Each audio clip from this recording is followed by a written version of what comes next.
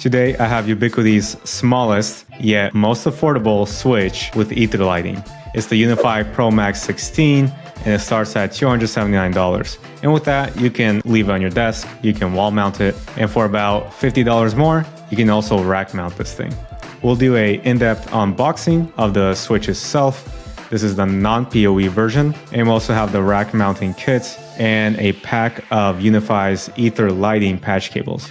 I'll also show you what's my favorite feature with the switch, and at the very end, I'll help you decide if this is the right switch for you. Welcome to the channel. My name is Bogdan Chperny, founder of Apex One IT, and if you're a small business, we can help design your network and install it if you're local here. Just look for the link on the screen or in the video description below. All my content is free to you. All I ask is that you subscribe and smash the like button. If you go to UniFi's website here at ui.com and you look at switching, professional, max. So this whole lineup is relatively new, a couple months old. And before, they had some crazy ones out here, 48, 24. It came out with the Etherlighting, which you can read about here. We'll also take a look later on. So it's essentially like this, right? It's their Pro Max line. But the good news today is that they actually released a 16 port version. Okay, so this was their announcement. You can see here it is wall mounted as they're showing, and kind of difficult to see here, but the way the wall mount is designed, the cables go behind the switch itself. The brackets for the wall mounting offsets the switch itself. So there's room behind there. You can leave it on a desk, and there's this optional rack mount, which we'll take a look. So it does have the Etherlighting, like I said, and even with the PoE version, you can power, one of their most powerful access points with a 2.5 gigabit port that has PoE++. So if we take a look at the Pro Max 16, the one that comes at $279, this is the non-PoE version. One of the main differences here is it doesn't have the redundant power supply that you can plug into UniFi's system. Okay, but that's, again, because it's made small, and the power supplies you see here is actually external for this unit itself. And the PoE version just has a larger block. It comes in quite a bit more, at almost $399, $400. And what you get with it is the PoE ports and the 2.5 PoE++. So you get 180 watts total PoE budget, but they're essentially kind of the same form factor. The PoE version also has again, different power brick, AC adapter, and even a different port. So they're actual different models. It's not like what the USW Ultra switch looks like, where you can kind of mix and match power adapters. In this case, you cannot. So if you buy the non-PoE version, it's going to stay non-PoE. And you'll notice once we unbox it, you can see here is the UDM-SE, or just the UDM. You can see how much smaller it is. So it's a bit smaller, and the depth-wise, it's not as deep either. It's about 4 pounds, and it comes with everything you need to wall mount it. And this version has a 25 watt power adapter, and it's a USB Type-C that plugs in there, versus the other PoE one actually has kind of your classic DC plug. Same speeds here, so 12 of them are 1 gigabit, 4 of them are 2.5 gigabit, and then you get the 2 SFP plus ports. So one thing to know here is this is a layer 3 switch. Okay, your typical switches, just for those of you who are not familiar, are layer 2. But the basics of this is that this layer 3 one is kind of like your gateway, your main router, which is layer 3. And kind of what matters here is that I can do the inner VLAN routing straight on that switch rather than the gateway. You can offload the gateway in that sense and assign, through these DHCP IP addresses from the switch. Okay, and the Etherlighting, as you can see, works for the SFP ports. It also does that, and just not as nice. But for locating devices, the speed, and the different VLANs. All right, so we'll unbox this Pro Max. I also got, it's already sold out. It's quick. I also got this rack kit, so we'll take a look. I'll put it together for you, and you can see everything that comes with it. And we got a pack, actually a 24 pack of the Etherlighting patch cables as well. So we'll compare that to some other cables, but these do look pretty good. So we'll see about that. Okay, so we will be looking at the Etherlighting cables, the Pro Max 16 rack mount, right? But first, let's take a look at the Pro Max 16 itself. And you'll see the part number here, USW Pro Max 16. So this is the non-PoE version. And they always have this nice, easy to open tab. Installation guide, which I'll have linked in the description if you want to check that out. All right, so pretty clear here. This is the accessories, power cable, all that, I'm pretty sure.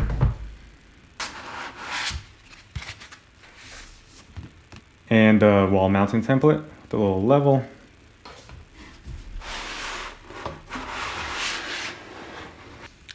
And there's a switch coming at 4.3 pounds. Yeah.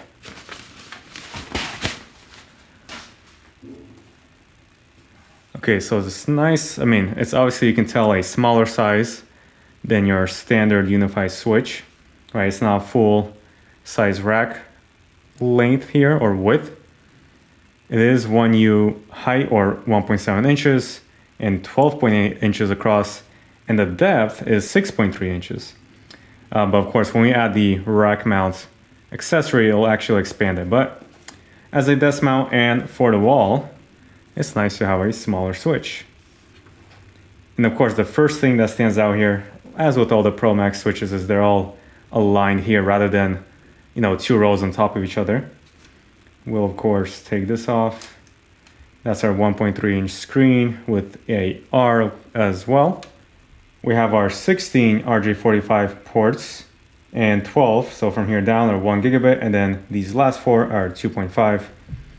And then of course we have the 2 SPF 10 gigabit ports right here. And these, by the way, these are just little dust covers, plastic ones from UniFi. And the arrows on here indicate that you can, that's where you place your nail under to pull these out. So we have some ventilation here and a reset port as usual, which you hold in a pin in there while it's powered on to reset. Okay, there's our USB-C port for power, and then we'll take a look at these as well. And the accessory box. Okay, so we have the 2 mount rack brackets. We have the power cable. Okay, and this is measuring about 6 feet long. It's power cable. And that's the power brick for this version, right? So this is the non-PoE. And it looks like they use the same box for the PoE version of the Pro Max 16, because most likely it just fills in. Nothing else there, it fills in that slot. That's our usual warranty stuff.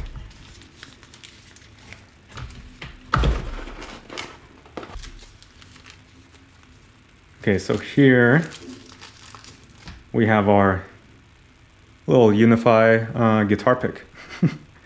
I'm sure you can use it like that, although it's a little thick.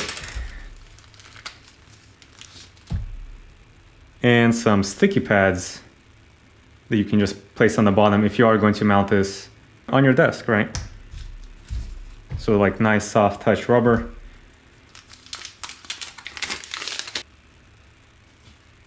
And so this AC adapter, yeah, looks like 25 watt. And that's our USB Type-C on the end there.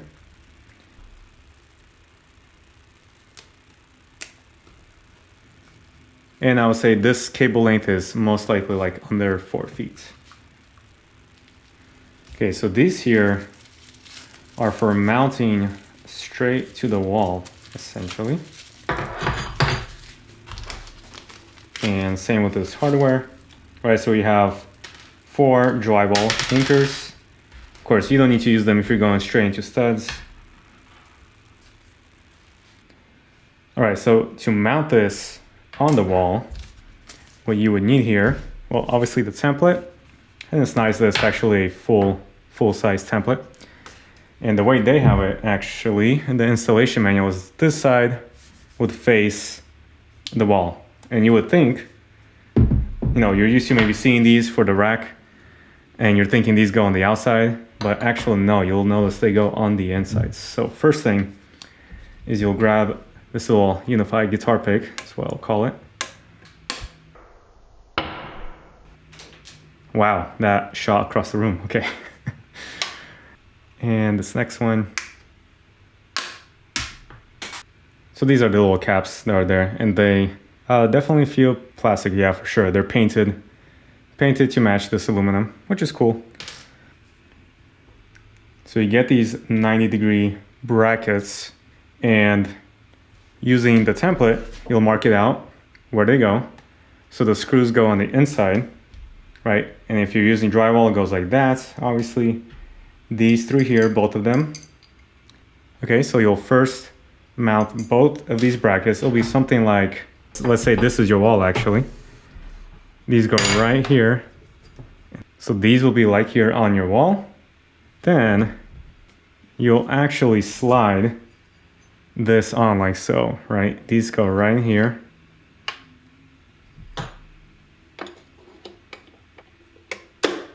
There you go, until it clicks. You'll grab these tiny M4 screws with the little standoff. You'll notice now that the thread of this bracket is inside there. So now you can align that. And I'll just hand tighten it for now. But there it is. Just like that. This will go on your wall, which is pretty sleek. Now this might be a little difficult to see, but you'll want to make sure that that standoff, that non-threaded portion of the screw actually goes in all the way. Okay, so once that's all the way in there, and I just still kind of hand tighten it, you'll want to obviously use a screwdriver. I think we can actually replace this cap. You'll see those little top tabs there. Nice, yeah, so look at that, it blocks off the screw. So from the side, let's again pretend this is your wall. It'll be something like that. Pretty clean. And then you'll have the USB-C power port here at the bottom. So your power cable, right, just goes in there, and that will hang down the wall. And the Pro Max 16 rack mounts, and that's UAC Pro Max 16 RM. Okay, so this works for both the non-PoE and the PoE version.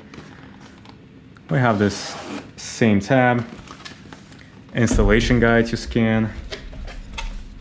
All right, those are our two sides. We can take these out.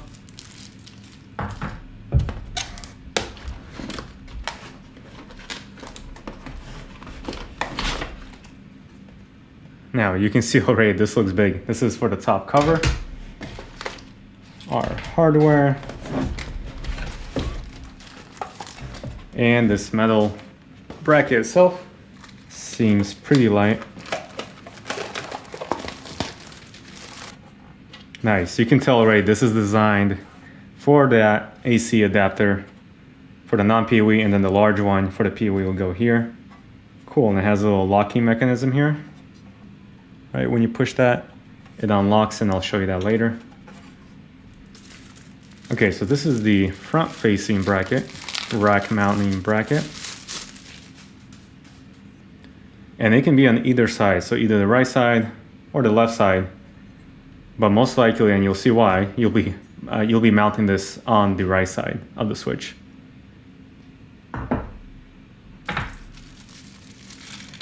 Then the other side.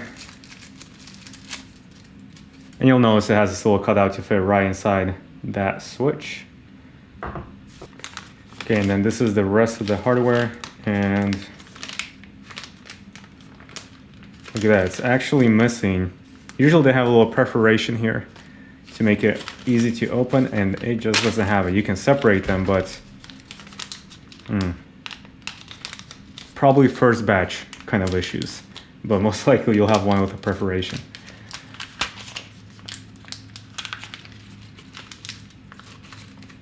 I mean, you can open it by hand, but that's a little tough. So these are 4 M4 screws with some kind of Loctite.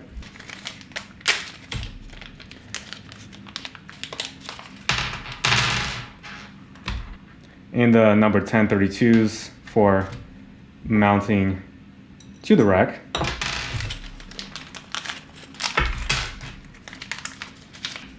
Okay, and then the rack retainer screws.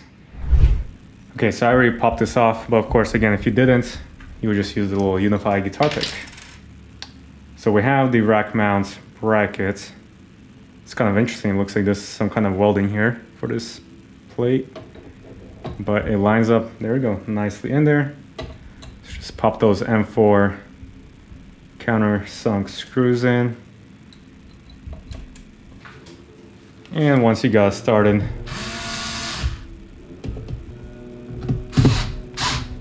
no reason to over tighten that. Okay, now since we're placing this side of the bracket on this side, we do need to take out one more of these, and let's hope it doesn't shoot across the room.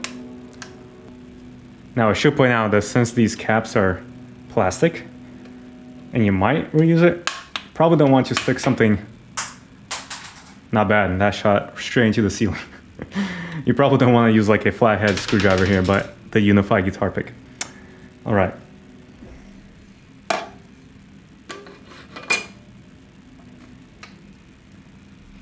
So same thing here, just repeat it for all four. Okay, so I got this installed. And you can see, of course, these little tabs here that stick out, and these ones here. So that's for our main bracket here that holds our power supply. Right, this is really, I guess, how they made this smaller, especially for the PoE version. So this part goes to the back, and you'll see there's kind of like this, I would think, power strip design, these mounting holes here that slide on. Okay, so now they're over, and then you push forward. Okay, so towards myself. You heard that click, and that's because it locked in here. So there's an unlock button here and here. Obviously, you don't need this side. This is if you were using it on the other side.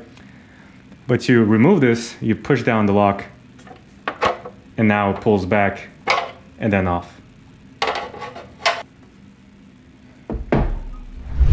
Okay, so now we take our power supply, our AC adapter, whether you have the PoE version or the non-PoE, and just place it in there.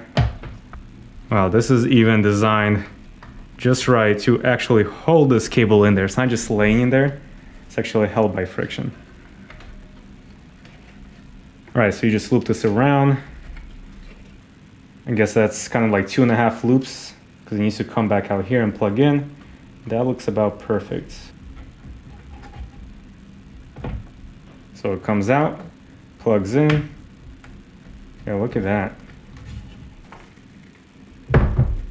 Nice, I like that. All right, then this is the cover. It looks like these tabs go in the back. Yep. There you go, it's locked in. Okay, and you should be able to pull back like this to unlock it again. Until it clicks, 2 clicks. You can take that out.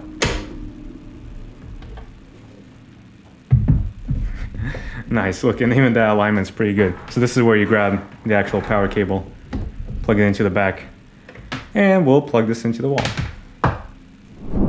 All right, before we get too far, almost forgot, let's open up the Etherlighting UniFi cables. And there's some gigantic part number here. This is a 24 pack, the shortest one's 0.15 meters. And just so you know, they say, interestingly, it says white 24 pack. I mean, I don't see any other ones that they have, so that's interesting. It looks like they're in a bunch of, yep. So looks like bags of 6.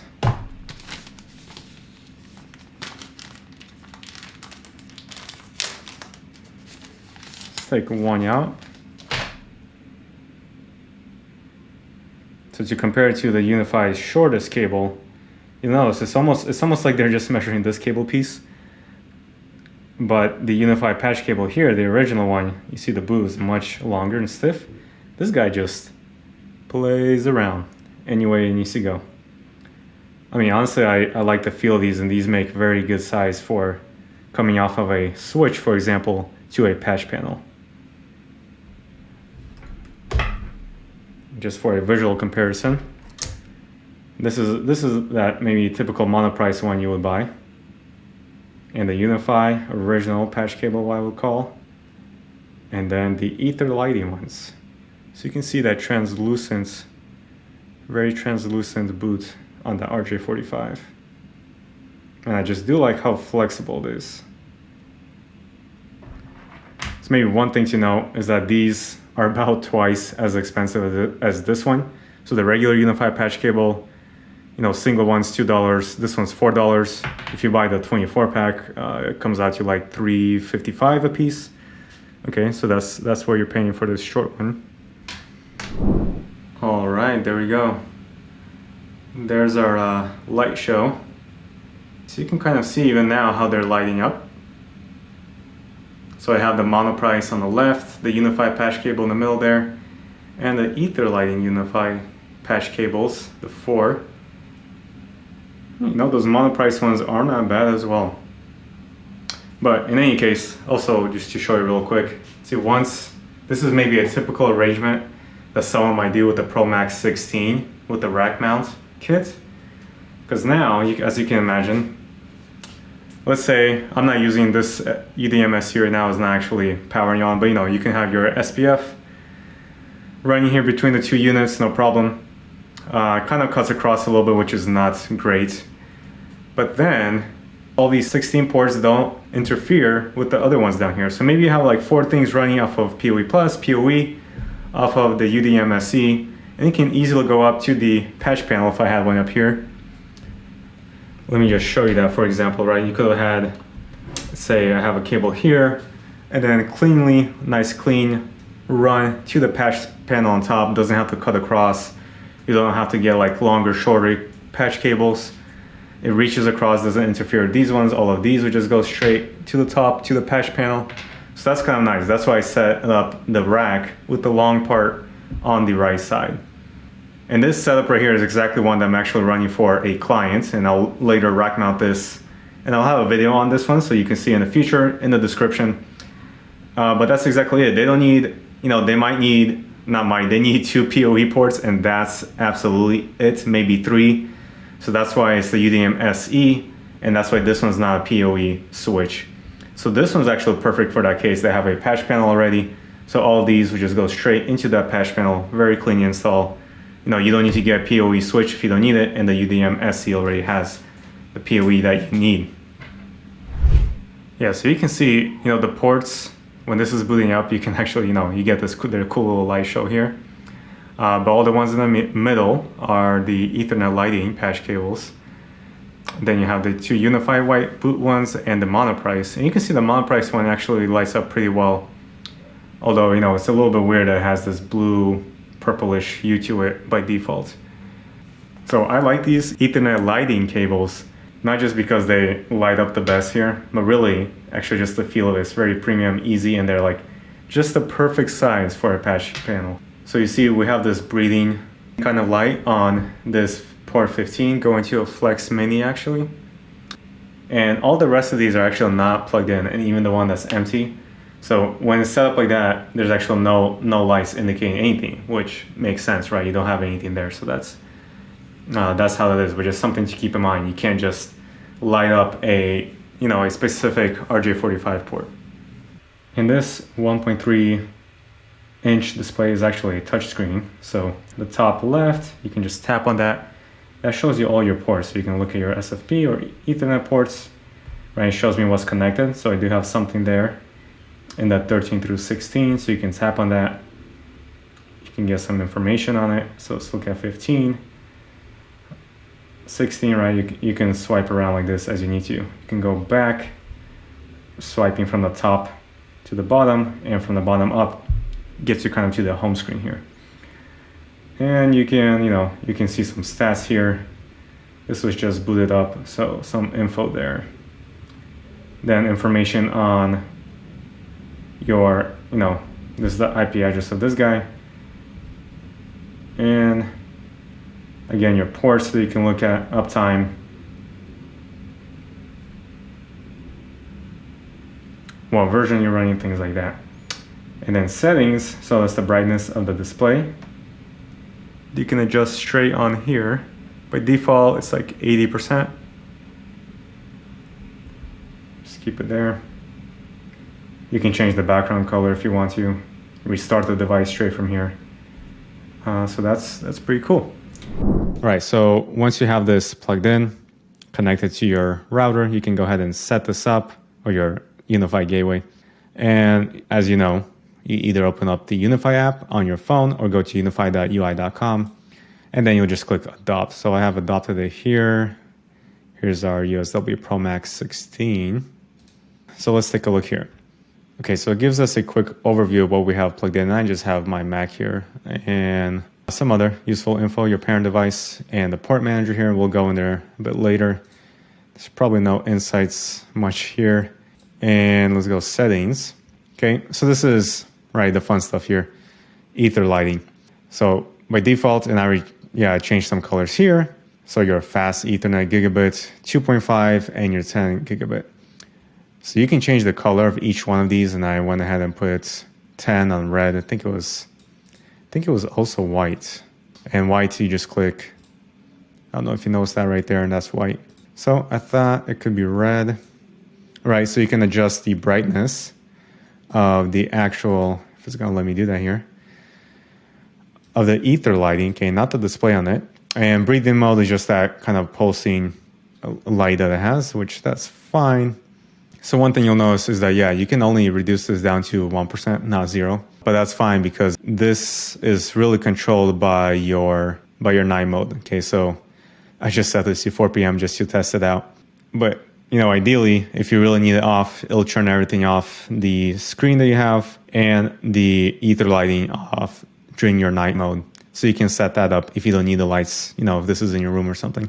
Okay, so we can locate this here as well, meaning locate the actual switch and that screen will flash, stating that it's locating. Okay, so we can of course change this to static routing if we need to. Now for the ether lighting, I guess we can reset to their colors and we can go to network. So if you have your VLAN set up, this is where they will appear and you can change the colors here in the same way, brightness, breathiness as well. And then click apply settings. And as it says, it will take a few moments. It is not instant when you change this. Okay, so when you change this, click apply. Don't think it's not working, give it a minute or two and then it works. Okay, so that's so cool. Obviously, that's fun to play around with. One thing to note is that, I think I pointed this out already, you know, it only lights up the actual ports you have something's plugged into. Okay, now let's go to the port manager and I'll show you my kind of favorite feature, especially as a MSP. I'm not a network engineer, okay? I didn't go to school to that or anything. So this is, you know, UniFi kind of gears their equipment, you know, someone at my level and also someone at a total expert level. The thing is, it's easy for anyone to do, right? That's the point. So this will show you in the port manager. We're looking at the USW, of course. For the other ones, I can look at those as well. So there's our uplink back. Right now it's running on the UDR, the Dream router. SPF ports are not connected. And this will show you the speeds, which has its own colors, and they're not correlated to ether lighting, unfortunately. That would have been cool if it was, just so you don't have to keep kind of changing what you're looking at in terms of colors. So right now we're just looking at the ports in use. We can look at all of them. You can select some. Okay, obviously you can set VLANs here for each port and a bunch more advanced routing, which I won't get into. We can rename the port, and one of the best features here, and I'll show you this up on the screen. But if I click, for example, as an MSP, maybe I need to diagnose something. I can just tell them, hey, look at this port. And right now that port is flashing, okay, or 5 or whatever. Or I can select multiples of them and click locate. And now all 3 of those are flashing. It's very clear which one it is. So looks like I had that one. I guess you have to make sure you come back here and actually click stop locating, okay? Or else, right, if I click locate, and then I deselect, click something else, click locate, both of them are actually still flashing. So I have to actually go back to number 7 here and stop locating. Okay, but that's definitely one of the, just time saver. Because just remember, not everyone's like a network engineer, and not everyone's familiar with switches and things like that. So this is just quite useful when you're setting this up for someone else, non-techie at all. All right, so the main question is now, why should you get the switch, or why should you not really, too? Right, there's both ways to think about it. So if we go to UniFi here, we're looking in the store, all the switches, 33, I guess, is what we have here. And I just have them sort of highest to lowest here. And there are a few that are kind of comparable in some sense to the Pro Max. Maybe not comparable, but the reasons why you might want to, you know, consider the Pro Max 16 or not. So I won't be looking really at the PoE versions here, but just the standard ones. Okay, so, and these are of course just the ones that they sell now. Okay, and that's the only ones I'm looking for. So one thing, right, you might consider is like, for example, the Pro 24. Very similar, obviously missing that Max, but it's also a layer 3, and you have 24 ports. And there's no 2.5, obviously. It's at $400 essentially. There's also UniFi's power redundancy applied here that you can use in the back. And it's $400, right? So that's not bad. If you don't need the 2.5, this is a good option for $400. And if you need those 24 ports. Okay, then we do have the Pro Max 16 here, which is the one we're looking at today, $279. And really, if you want to rack mount it, now you're plus $49 and you're at $329. Okay, so we'll come back to our switch here. But there's also, for example, the standard 24. So layer 2 switch, for most, that's all that you need though, right? And they're all 1 gigabit ports, okay? So no 2.5. The port layout is not ideal. The ports are stacked on top of each other, not ideal when you're patching to a patch panel. And even maybe some other one you might consider is like the Ultra, okay? This is really, you really don't need 2.5 and you need very few ports. You know, this one might work. And I'm kind of, you know, looking at these switches, assuming you already have like a UDM or UDM-SE.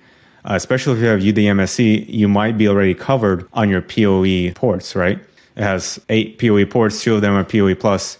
So for most, that might be enough. And especially in my situation, for this client actually that will be installing this, as I showed you, pairing this with the UDM-SE. And initially, I actually had the standard 24 as the switch. But in reality, I did not need that many ports, not even close for them. Okay, it's a small office. There's just a couple employees in there.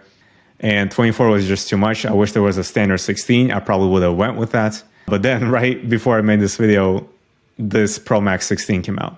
And yes, it's more expensive, but now there's actually something useful, which is not just the Etherlighting, which is a very cool factor. And it is useful, but it has that 2.54 ports, right? And a nice layout, the AR on it, that's also useful. So with the 2.5, you know, they have a NAS. A lot of small offices might have one. And I do know that Synology, right? Unfortunately, they don't need the 2.5. They really stick to their 10 gigabit, which most people just don't need that for transferring files. 2.5 is way more than enough. And it's easy to implement also. So you can have the NAS on here and a couple computers running off and just getting faster access to that network attached storage. Okay, so that's why this 2.5, that's why we're putting this in. And yes, you have to spend those $50 to get rack mounted, but that's fine. So now it's all going to be still rack mounted. So that's great. All right, so in short, why would you get this Pro Max 16?